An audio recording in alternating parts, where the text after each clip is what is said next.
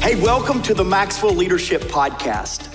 We are the podcast that adds value to leaders who multiply value to others. My name is Mark Cole, and today I've got to tell you, at the next level, I'm excited. Now, I say almost every episode because when you get to hear from John or when you get to hear content, when you hear things that will make you better, it's always an exciting day. But then you couple today and what we're doing, it's the next stratosphere. Because today I'm coming to you live from what we're calling our Maxwell Leadership City Tour. We started in Atlanta, and over the next few episodes, we're going to have a city tour podcast episode that we're going to invite you into a different city around the United States. I know. We have thousands, tens of thousands of you listen from Philippines alone. So we've got to come to Manila too. I got it, so invite us, we're on our way. But not only that, we're coming to cities because we want you to understand the magnitude of women and men that are committed to not just listening to a podcast, but making the podcast have feet, have hands, have a voice. These women and men are called Maxwell Leadership Certified Team members. And in the studio today, we have around 100 in the studio or in this auditorium. And I'm just going to let you see, because this is our first live studio, our live crowd. And I want you to see what I'm seeing today. So crowd, won't you say hello to the podcast family right here?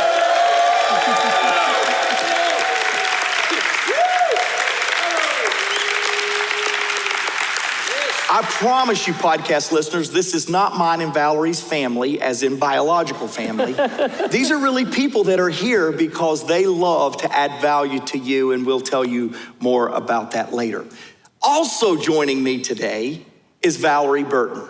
Now, she's been on the podcast before. You know her as my friend. You know her. In fact, the last podcast, if you want to hear how much of a Valorie fan I am, go back to the last podcast. We'll put it in the show notes because I could spend all day talking about you, Valorie, and my respect for you and my appreciation for your work. Well, Mark, thank you. You know, I feel even more that way, but you have always been such an encourager to me and believed in what I was doing, and now getting to work with you even more as a thought leader for Maxwell Leadership and a mentor for the certified team. So it's good to be here again. Yes, and so today, I really want to dig into some things that you're super excited about. But for those of you that have not heard of Valorie, one, we'll put more information in our show notes for you to hear more about her. But she's the CEO of the Coaching and Positive Psychology Institute, which is also known as CAP. She's a world-renowned speaker. She's been highlighted on all major media outlets here in the United States. She speaks all around the world. You're a Maxwell Leadership Thought Leader. But today, she is a life coach that is going to help you help others become better. And so, Valorie, I am excited about you being here. I'm excited about working alongside of you. Welcome to the podcast. Thank you. I'm excited to chat about this stuff. Well, so let's, before we get started, let me tell you this. If you want to see a good version of the podcast, you need to go to YouTube. Go to maxwellpodcast.com. You can find that on YouTube, and you'll see this episode. You'll get to see the audience that just greeted you, because we love our YouTube audience as well. I love this idea, Valorie. I'm going to jump right in because you love positive psychology. Mm-hmm. That must mean there's a different kind. Is that negative psychology? No. What is the difference between psychology and positive psychology? Yeah, that's the reason some psychologists don't like the term positive psychology, because it almost automatically makes people think, whoa, what is it? I typically say there is a traditional psychology. And traditionally, when we think of psychology, we think of fixing what's wrong, fixing problems, which is really important because some of us have issues, right? And so we need to be able to fix those things that go wrong. But positive psychology is the study of what happens when things go right. What is it that happens when you are happy? What is it that happens when you are resilient? What is it that happens when you tap into your strengths or express gratitude or you connect heart to heart with people? So it's all the good stuff. What is it that helps you flourish? And what makes life good and meaningful? So that's what positive psychology is. So you've worked with a lot of leaders, including myself, and John and I both are avid readers of your content. What is the impact of positive psychology in the world of leadership skills? I think at this point it's tremendous. So the term really kind of became known. It's been about 25 years now since Dr. Martin Seligman was president of the American Psychological Association, and that year at their big convention, he challenged researchers to start to more balance out the research in psychology, which had become largely about mental illness. And so you've probably noticed over the last couple of decades a lot more research, books, and so forth about happiness and joy and strengths and resilience. And that's because researchers really have been doing a lot more of that. When we think about leadership in particular, it is so important to think from this perspective. For example, I say often that positive emotion is a success strategy. So we actually know from the research that when you're happier, you're more successful. We tend to think it's the other way around. If I can succeed at things, then I'm going to be happier. And there's a little truth to that because you get a bounce. You know, if you've ever had something really good happen or met a goal, you get a little happier for a while, but what happens is you get used to it and it becomes your new normal. And then you just need something else to make you happy again. But when we experience positive emotion, it actually helps us do a lot of things. We set better goals, we persevere longer, we actually are stronger. So positive emotion acts like a cushion when you're dealing with stressors. So there's all of this really good stuff. You're actually more creative. You actually make better decisions when you're in a positive frame of mind. So as a leader, if you think about that with your team, teams collaborate better and they communicate better when there's a positive environment. It's very relevant for leadership. Wow. Okay, so before we, again, dive a little bit deeper into positive psychology, this idea of coaching. This idea, you're America's life coach. You've been coined a lot of things around coaching. So kind of break that down for me so that the audience can understand positive psychology, this idea of coaching, and how that really can help you with your performance. Yeah, this was a kind of a vision for me. I started coaching first. My coaching came out of the writing. Because my mission is around inspiring others to live more fulfilling lives. So it was like a journey. Okay, let me start writing, fulfilling this purpose. I kept getting interviewed by media and they kept calling me a coach. And I was almost arguing with them, like, no, I'm not coach. They're like, we gotta call you something. You know, it's the media. They need like a short, snappy title. And so I was like, well, let me at least look into what this is. And then I realized it was the one-on-one of what I was speaking about and writing about. And then when I got my own coach, and I saw how my life was transforming and how it was changing what I was doing in my business, that's when I realized this really works. Like, not only was I excited about helping other people, but I believed so strongly in it, but having such a love of learning, I was like, what proves this out? Because it was a lot of kind of anecdotal evidence. Oh, I'm coaching over here, this works, you ought to try it. And that's when I discovered positive psychology. And I was like, this could be the academic underpinning that coaching really needs. And coaching is moving people from where they are to where they want to be and helping them navigate those challenges, but understanding what the science and the research of flourishing and performing says about how to do that is perfect. It's a really great marriage between the two.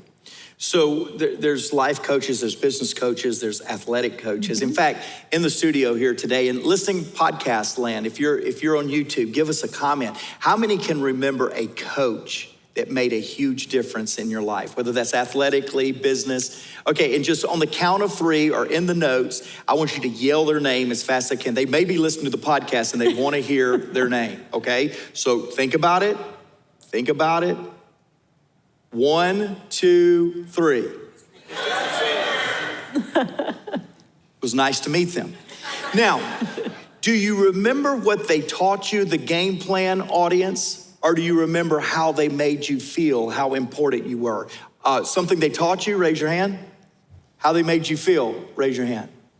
And in the audience here, Valorie, we get the point that it's about how you come alongside and create just, I guess, this sense of belief, this sense of hope, this sense that I am here, but I can get better. So is there a difference in life coaching and in personal coaching, in business coaching, in athletic coaching? Do you see differences in those? Well, I think that, first of all of it is coaching. And so coaching in itself is a discipline. And I think no matter what type of coaching someone wants to do, they need to understand these core principles, these core competencies of coaching, and then you apply that in different ways. I think, in athletic coaching, you do think of the person teaching you specifically how to do some things. Mm-hmm. Whereas in personal and executive coaching, it's really, you're really side by side. It's not a relationship where the coach is kind of the expert and the client's down here. They're together, and what the coach is doing is pulling out from them the answers that are already inside of them. They are serving as a sounding board. They're helping create a structure, because if you're working with someone every week or every couple of weeks, it's an automatic structure. Some of us need deadlines and accountability, right? It's not that we need someone to tell us what to do. We need to know, I've made this commitment, this investment in myself. Here's what I'm doing. Here's what I'm going to do by next week. And even if you don't do it until an hour before your coaching session, you did it. And if you didn't have the coaching session, you probably wouldn't, right? So there's a structure, there's momentum that builds up. And then I think very importantly, it's this safe space to be able to really bring challenges and opportunities and talk through what is the right next step? What is the game plan? Who do I want to be? How do I want to show up? How can my values be expressed through my goals and my vision? Like, it's the big, important stuff. And oftentimes people don't realize just how much they're going to get out of coaching until they go through the process. Wow, so you've coupled positive psychology and coaching to create that impact at the personal level and the professional level. Why don't you give us a personal way you've experienced positive psychology working and creating impact in a workspace? Well, I think one of the most powerful ways is, if you're in an organization, it's very normal when things go wrong, when there are mistakes, to dissect what happened, right? That it's almost like, how could you let something bad happen and not go back and figure out everything? A positive psychology approach would say, where are the wins? Where do we have people succeeding when we thought they weren't going to succeed?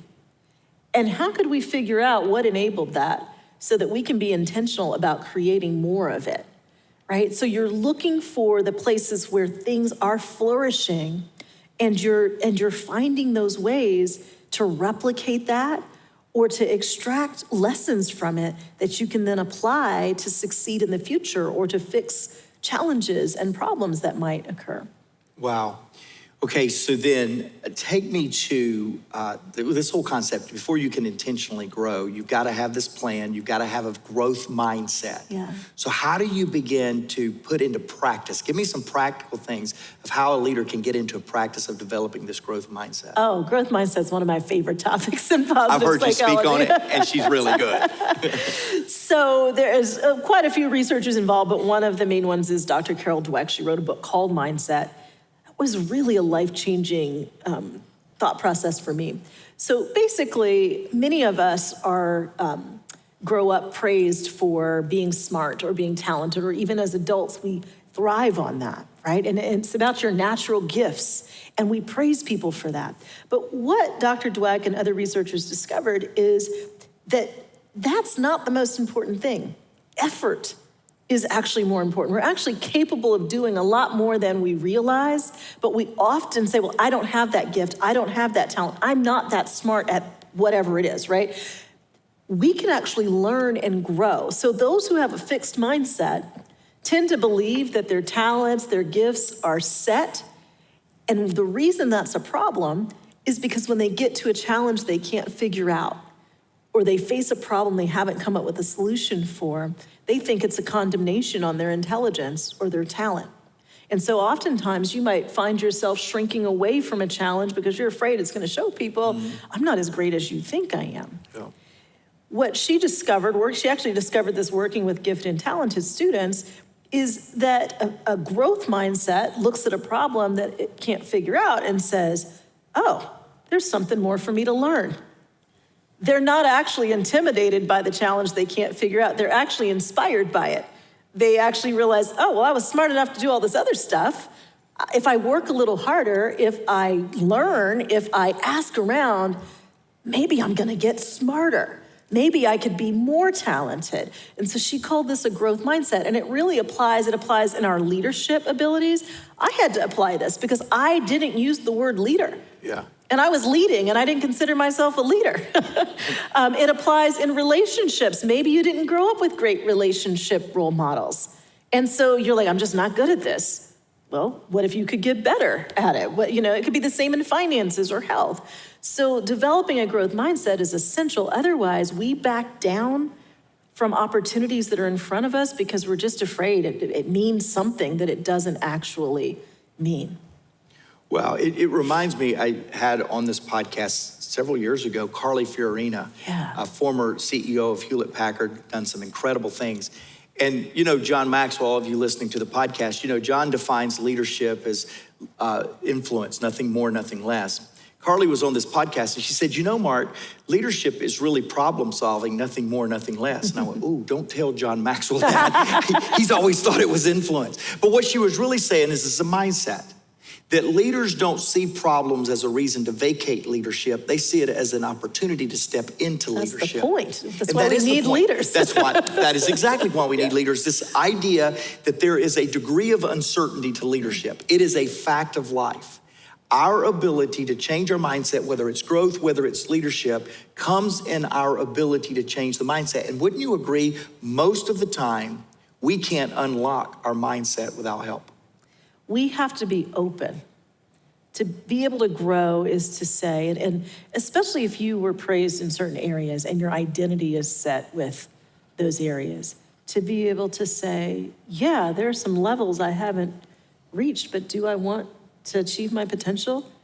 Do I want to learn more? Is it okay for me to not know the answer or not be great at this yet? I mean, that's powerful. So on a practical level, I would say, where is that area that you always shy away from? Maybe you're in marketing and you're like, I don't understand the accounting. I'm just not good at that. Okay, but would you be willing to learn something in that area? That doesn't mean you need to become an accountant, but if you understand accounting, you're gonna be much better at marketing. You're actually gonna expand the number of opportunities you have because you're understanding all the needs of the company in a bigger way. And so just being able to say, yeah, I could learn from here. The growth mindset says where I am today is a starting point.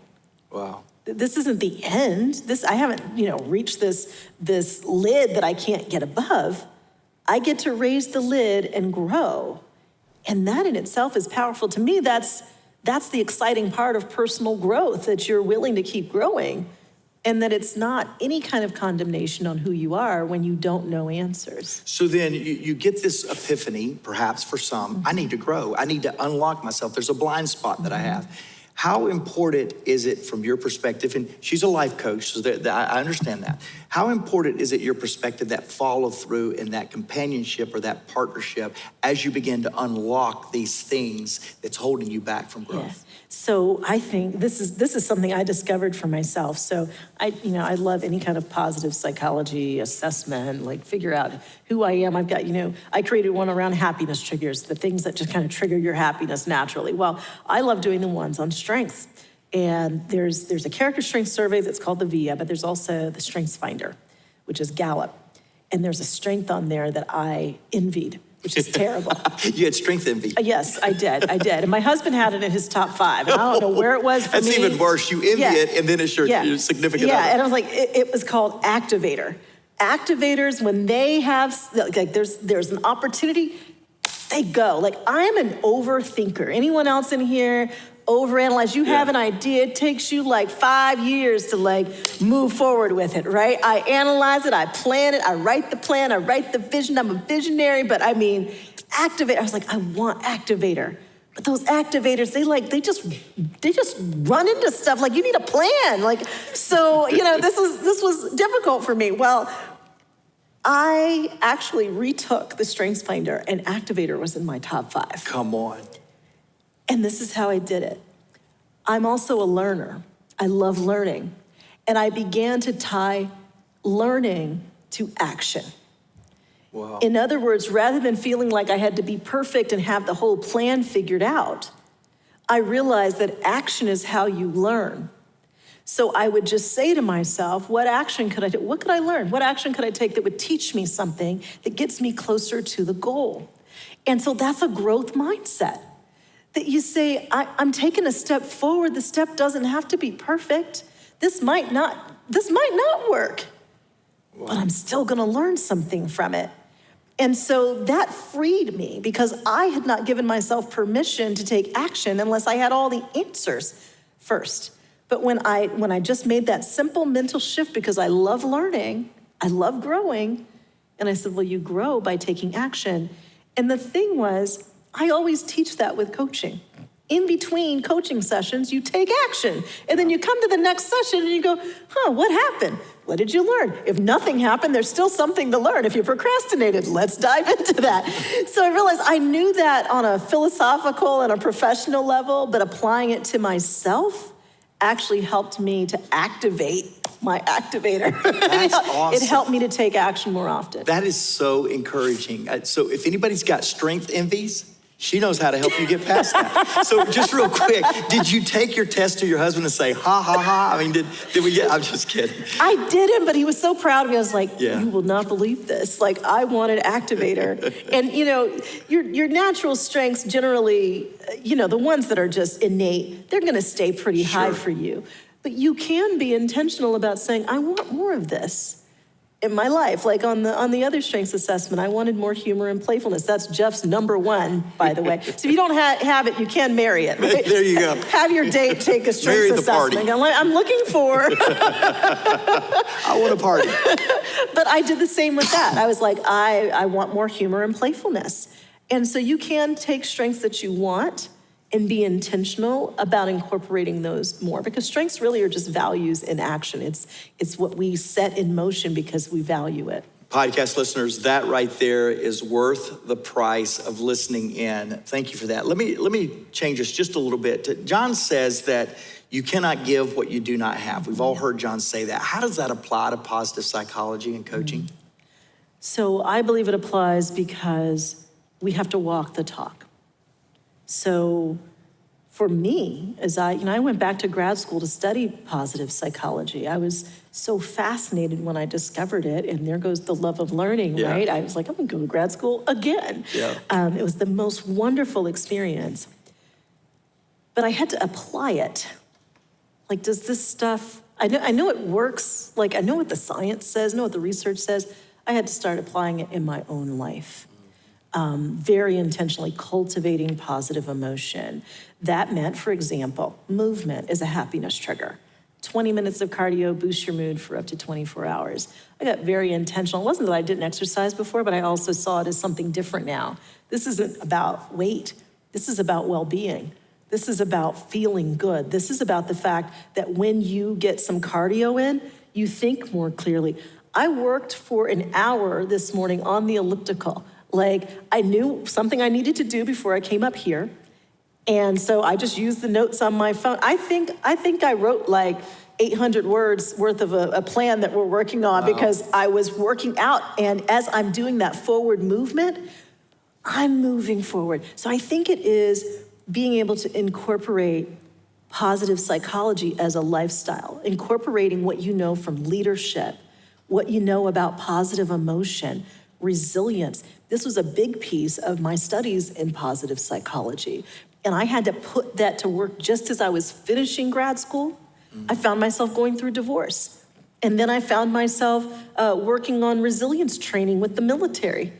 How interesting is it to be teaching and facilitating resilience training while you're needing resilience for yourself? And I had to have those conversations with myself. This isn't something you're just teaching for other people. You got to make sure this works for you. And that's what gives me so much conviction. Yeah. Because in the most difficult times in my life, I know that this works. But you have to be intentional. It doesn't just happen. You have to decide, I'm going to connect heart to heart with my neighbor. I'm going to get out and serve, because we know if we serve others, if we do something for other people, it actually benefits us just as much as it benefits them, right? And then that positive emotion makes us more creative, helps us make better decisions. So it really is about walking the talk and just trying it. The little things make a big difference. Boy, there's no doubt about that. So what's the most fulfilling aspect of coaching others? It's the feedback. Like, there aren't too many jobs where people are just like, oh my gosh, thank you so much. And they can't wait to talk to you. Yeah. I've had a job or two that was not like that. So I think the most fulfilling is seeing others, what we're talking about, the growth mindset, seeing others grow and having those epiphanies, those aha moments, being more purposeful, seeing people show up the way they really want to show up, that they feel so good about how they're showing up, what they're doing, that they're not wasting their lives in any way, that even when they don't show up the way they want, there's some lesson out of that they can take and use as they move forward. What I have found is everything, just about everything, in terms of the challenges you face at work or at home, there's a coaching opportunity in it. Mm-hmm. If you don't know the answer, don't be afraid of that. Go, what's this trying to teach me? What's the message in this for me? One of my favorite coaching questions is, looking back a few years from now, what will I wish I had done? Like, you just go, okay, let me step into the shoes of my future self, look back.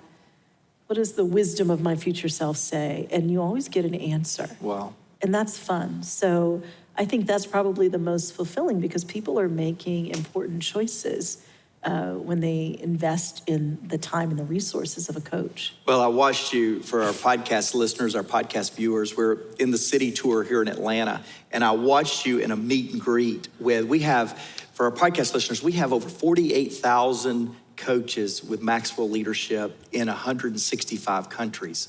And Valorie, you're a big part of that. I'm gonna let the audience share with you how big of an impact you are in just a moment. But I watched you move in and out of our meet and greet, and just seeing the joy light up on people. There's nothing better than that, is there? It's awesome, because when someone says, you made an impact on me, and I don't even know you, but I feel like I know you. I get that a lot online, like, Val's my best friend in my head. And I always love that, because I write that way. Like, when I'm writing specifically to a friend, because that's how I want people to feel. And it's the same with coaching. It's the same with speaking. And then hearing back that that's how someone experienced it is, I can't really describe how much joy that brings. So Valorie speaks to literally thousands of coaches twice a year in Orlando at our event. And then she's on calls, she's helping coaches. And because she likes it so much, is there anybody that's been impacted by Valorie Burton that's a coach in here? Yeah. Feels good, doesn't it? Hey, podcast viewers, listeners, if you'd like more information about speaking with one of our coaches, because we have them all over the country, and all over your country too, or if you'd like to be one of us, become a coach trained and certified by Valorie and the rest of our team, you can see how to do that in the show notes. Okay, Valorie, what role does self-awareness play, not only in leadership, but in developing others to develop the skill of self-awareness? Oh my goodness. Self-awareness is a tough one, because we perceive ourselves often differently than others perceive us. But it's really valuable if you can listen. First of all, noticing how you impact other people, how you are coming across to other people, and what that means for them. Because oftentimes, what we think we're delivering is different from what we are delivering. So self-awareness, the way I look at it, is an opportunity for us to say, where do I have an opportunity to grow? What is my growth gap? How could I close this? Because when you're leading people, you need to understand how those people are receiving you. You need to understand your impact. Hopefully you're having a positive impact, but the problem is that leaders are the most contagious people within an organization. They set the tone. And so the research shows that if the top leader has a negative attitude and her team has a great attitude, the leader comes into the meeting, everything shuts down. Yeah. That self-awareness is critical. You have far more impact on the people on your team than their peers do. There's one study that I just never could get over, which was that showed that those who consider their boss to be incompetent have something like a 40% greater chance of suffering a heart attack within a 4-year period of time. Oh, Lord. Okay, if you feel like your boss doesn't know what the heck they're doing, get out of the job. You killed him. Okay? You killed him. Because your boss has a lot of influence over what you are experiencing on an everyday basis. So leaders owe people their self-awareness, saying, where can I grow? Where am I doing it right that I can do more of? But where am I falling short? Where am I causing stress unnecessarily? Where could I, maybe ease up a little bit? It could just be your voice tone. It could be just noticing what people are doing right and saying thank you or acknowledging it in a meeting. Those little things make a big difference, because typically what I have found is that people want to please the person that they're working for. They want people to be happy with their work, right? And so if they never hear from you that you appreciate anything, that's a great deal of stress. It's a burden. It affects morale. So self-awareness is critical. Wow. All right, so one last question. You just spoke to us leaders to be good, or we're going to literally physically kill our people. Yeah. No pressure. Then I want you're an entrepreneur. We have a lot of entrepreneurs that listen, view our podcast. We got a lot of entrepreneurs in the room today, and visually and audio, listening and watching us. So you're one. So as an aspiring entrepreneur, maybe one that's just getting started, just getting their feet wet with it, or they're considering starting a coaching business, what would be your advice for them? Well, my first bit of advice is you're going to doubt yourself, and you're going to think at times this is a great idea, and then you're going to think, have I lost my mind? Am I going crazy? Okay, so I'm just going to tell you that you're going to experience those thoughts too. And they may not ever go away. I have been in business for myself since 1997, okay? And there are still days where I'm like, this was an interesting path you chose, Valorie. Yeah, but I've never regretted it. I've been entrepreneurial in spirit since I would go back to 4th grade as the first time I had a little business venture. It's just a part of who I am. So I think what's really important is that you have a clear vision and that there is a purpose at the core of that vision. Your purpose is your why. How are lives better because you are here, because you have this business? And if you understand that, then you can create a compelling vision. The vision is the how. How do you carry out that purpose? How are you making that impact? Your mission should be a simple sentence. One sentence that describes your purpose, but your vision can be as long and vivid. It should be very vivid. As you need it to be, so that you can see it and you'll know it when you reach it, but keep yourself reminded of it. That vision should be in front of you every single day, because purpose fuels perseverance. It will be difficult at times. Just expect it to be difficult so you're not surprised when you bump up against those challenges and you're like, oh my gosh, am I in the wrong place? No.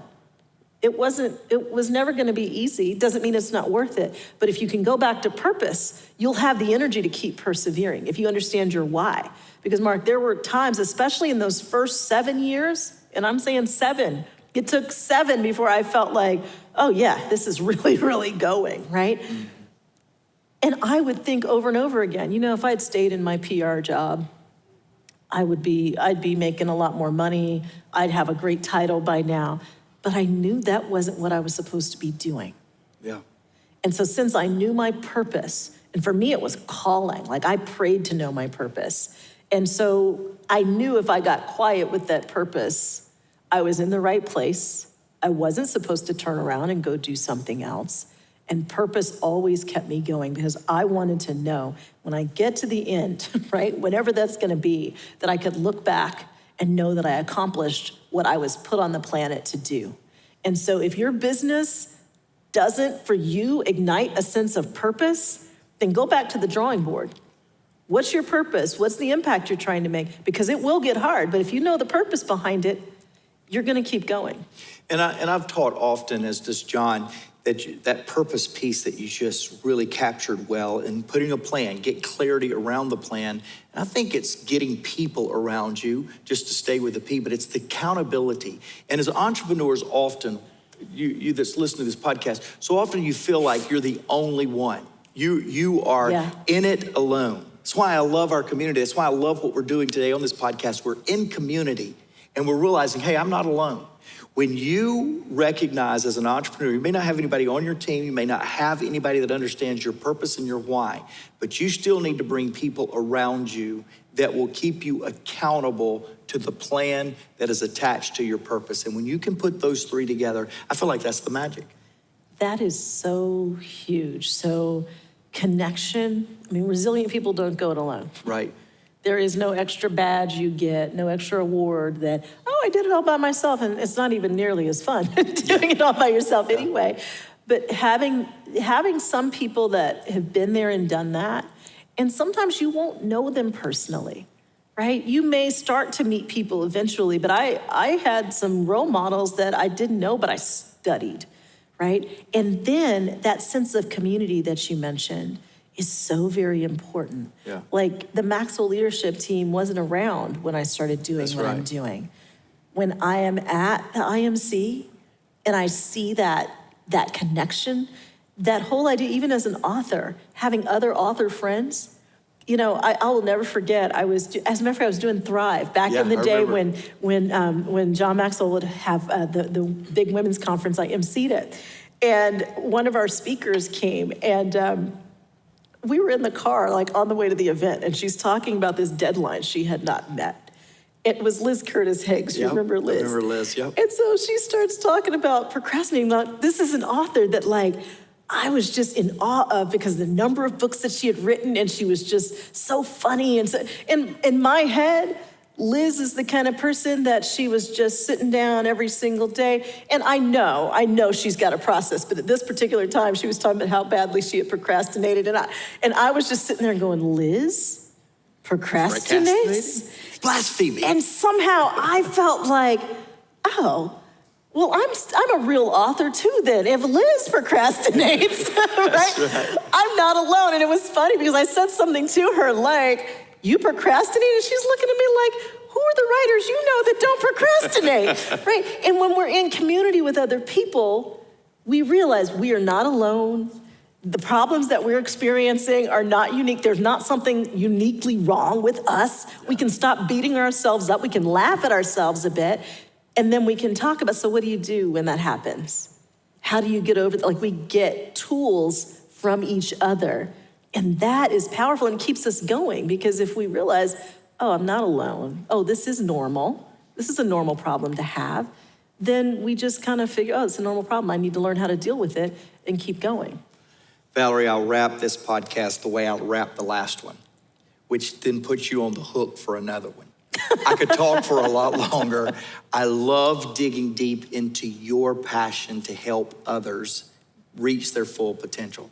That's what we're all about at Maxwell Leadership. That's what we're all about with this podcast. And that's what we're all about with this community of coaches that we have around the world. We want to add value to you so that you can multiply value to others. One of my favorite things is to challenge you, our viewers, you, our listeners, to leave us comments, to tell us how is the podcast impacting you? How well did you enjoy Valorie today? Give us your feedback through whatever player that you have. In fact, today, sitting in the meet and greet, somebody came and told me the impact that the podcast had on them. And so I asked William Gordner to come up here and share live. Yeah, let's give William a hand right here. One of our Maxwell Leadership coaches. He's in the room today. And so rather than me reading some great comment, and we love every one of them, I thought, William, why don't you tell us how the podcast has impacted you? How you doing, my friend? Great. Say hello to Valorie. I've known Valorie for years. Have you? Oh, Back yeah. when she was 3. Yeah, she was a part of the National Speakers Association. I love it. Years ago. So I love yes. it. So yeah, this was totally unplanned. So I'm very nervous, but we're going to get through this thing. So when I think about this podcast, really 3 things come to mind. First of all, I think about when you want to listen to a podcast, you have to be intentional about it, right? A podcast is not something that just jumps on your car radio, so you have to go and you have to find it, which is the first law in the 15 laws of growth, intentionality. And secondly, you have to keep going back. I keep going back which is consistency, another law in the 15 laws. And the third thing is that it makes me feel so alive. It makes me feel so positive to listen to these podcasts. And just to be a part of Maxwell Leadership is just a total awesome experience for me. And as I share with you, in the way John has talked to us about adding value is a lifestyle. And the way that we treat people and the way that we love people is a way of living. And it's more than just being a member of Maxwell Leadership. It's about living it every day, getting up and saying, how am I going to add value to somebody today? How am I going to add value to myself? And how am I going to change my world? Yeah. Because if I can change my world and I can change somebody else's world, collectively we can change the world. Oh, give it up for William Gardner. Yeah. You know, he had 3 points in an illustration podcast, family. He's going to have to come back as a podcast guest. That was phenomenal. Hey, we love you. You're a part of our family. Join us in impacting the world because everyone deserves to be led well.